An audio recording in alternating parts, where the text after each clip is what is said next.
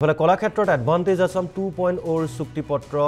বিনিময় অনুষ্ঠান বিনিয়োগকাৰী আৰু অসম চৰকাৰৰ মাজত এই অনুষ্ঠান সম্পন্ন হয় মুখ্যমন্ত্ৰীৰ উপস্থিতিত অনুষ্ঠিত হৈছে চুক্তিপত্ৰ বিনিময় চুক্তিৰ জৰিয়তে অসমত বিনিয়োগ আৰু বিকাশৰ সূচনাৰ লক্ষ্য লোৱা হৈছে আৰু উপস্থিত আছে উদ্যোগ মন্ত্ৰী বিমল বৰা লগতে থাকে জয়ন্তমল্ল বৰুৱা এডভান্টেজ অসমৰ সময়ত আমি 5,15,000 কোটি টকাৰ MOU আৰু ঘোষণা আমি লিপিবদ্ধ কৰিছিলোঁ আৰু ইনফ্ৰাষ্ট্ৰাকচাৰ ইনভেষ্টমেণ্ট এই দুইটা শিতানত এই ঘোষণাবিলাক আমি ৰাখিছিলোঁ আজি আমি 22,000 কোটি টকাৰ যি ঘোষণা আছিলে বা প্ৰাৰম্ভিক চুক্তি আছিল আজি তাক আমি ব্যৱহাৰিক পৰ্যায়লৈকে লৈ গলো বহুত উদ্যোগে ইতিমধ্যে কামো আৰম্ভ কৰিছে আৰু নামৰূপৰ সাৰ কাৰখানা 10,000 কোটি টকা 32,000 কোটি টকা ইনফ্ৰাষ্ট্ৰাকচাৰৰ দিশত 30,000 কোটি টকা গুৱাহাটীৰ ৰিং ৰোড আৰু শিলচৰৰ এক্সপ্ৰেছ হাইৱে অৰ্থাৎ 5,15,000 কোটি টকাৰ 60,000 কোটি টকাৰ কাম এতিয়া আমি ধৰাতলত আনিব পাৰিছোঁ অহা সেপ্টেম্বৰ অক্টোবৰ মাহৰ ভিতৰত আৰু 30-40,000 কোটি টকাৰ যি ঘোষণা আছিল বা প্ৰাৰম্ভিক চুক্তি আছিল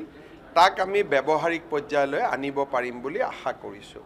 গতিকে যেটো মই প্ৰথম অৱস্থাত আশা কৰিছিলোঁ যে প্ৰথম বছৰত 5,15,000 কোটি টকাৰ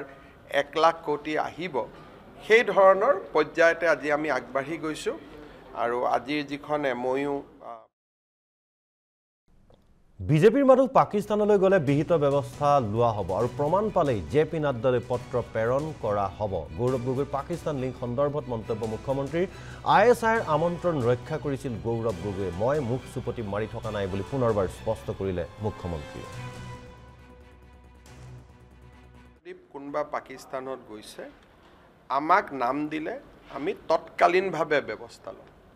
যদি কোনোবাই ৰাষ্ট্ৰৰ কামত গৈছে ক্ৰিকেট খেলিব গৈছে ৰাষ্ট্ৰৰ কামত গৈছে ভাৰতৰ চৰকাৰৰ পৰা অনুমতি লৈ গৈছে এটো বেলেগ কথা এতিয়াও যদি কালি ভাৰত পাকিস্তানৰ চুক্তি হয় কোনোবাটো পাকিস্তানত যাব লাগিব ৰাষ্ট্ৰৰ কামক বাদ দি কোনোবা যদি সুপে সাপে বিজেপি নেতা পাকিস্তানত গৈছে মোক নাম দিব লাগে মই ইমিডিয়েটলি নাড্ডাজিলৈকে পঠাই দিম আমি এই কামক সমৰ্থনে নকৰো আৰু এইবিলাক কামৰ লগত আমি নাই গতিকে আমাৰ গাত আঙুলি টুৱাই লাভ নাই কাৰণ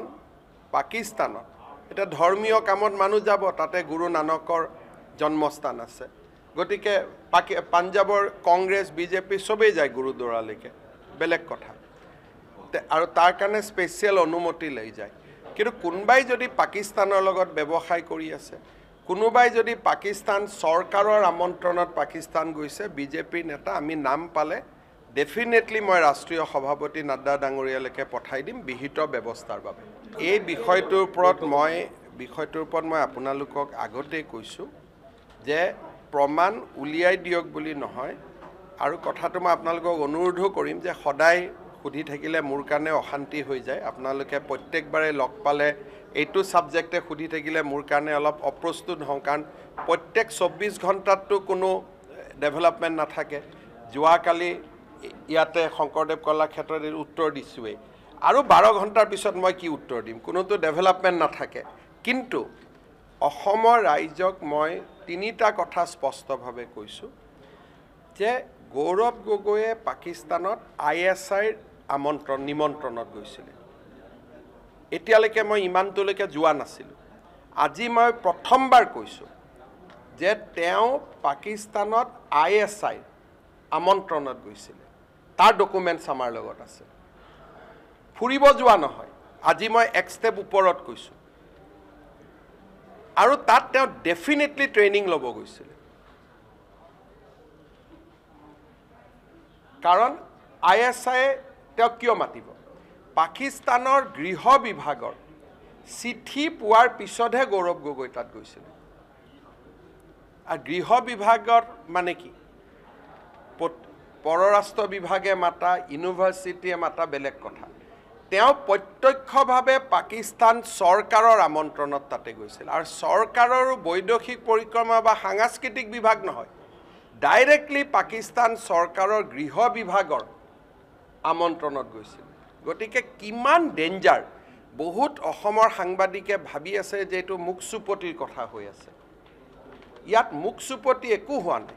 দুই এটা মই কালি দেখিছোঁ, প্ৰাগ টিভি, NK টিভি, কিবা NY টিভি, তেওঁলোকেতো এটা